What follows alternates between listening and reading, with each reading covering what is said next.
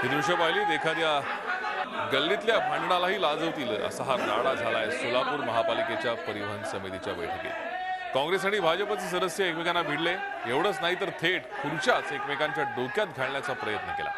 यामुळे बैठकीत मोठा गोंधळ झाला। भाजप आणि काँग्रेसचे सदस्य एकमेकांच्या मागे धावू लागले। गल्लीतल्या भांडणालाही लाजवेल असा हा प्रकार या बैठकीत पाहायला मिळाला। या सभेत निलंबित वाहक जितेंद्र मोरे यांना कामावरती घेण्यावरून हा गोंधळ सुरू झाला।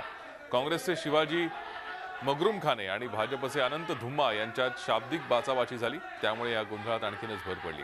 मात्र संतप्त झालेल्या काँग्रेसच्या मगरुमखाने यांनी खुर्चीच घालीन म्हणत खुर्ची उचलण्याचा पवित्रा घेतला। त्यावर भाजपच्या बंडगर यांनी कडी केली आणि थेट खुर्चीच उचलली। यामुळे या बैठकीला आखाड्याचं स्वरूप आलं। पालिकेच्या परिवहन विभागाच्या 90 बसेस खराब झाल्यानं जागीच उभ्या आहेत। रोजचा पालिकेला लाखो रुपयांचा फटका बसतोय आणि जनतेचीही गैरसोय होतीये। मात्र त्यावर तोडगा काढण्याऐवजी लोकप्रतिनिधी पालिकेची शोभा करतायत। मगरुमखाने बंडगर आणि धुम्मा यांच्यात थोडीशी बाचाबाची झाली।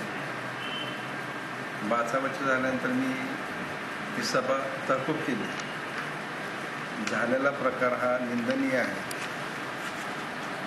आपण सर्व सदस्यांनी परिवहन खातं कसं ऊर्जित अवस्थेत येईल याच्याकडे विचार करावा आणि मी त्याच्याबद्दल निषेध व्यक्त करतो। झी 24 तास रहा एक पाऊल पुढे।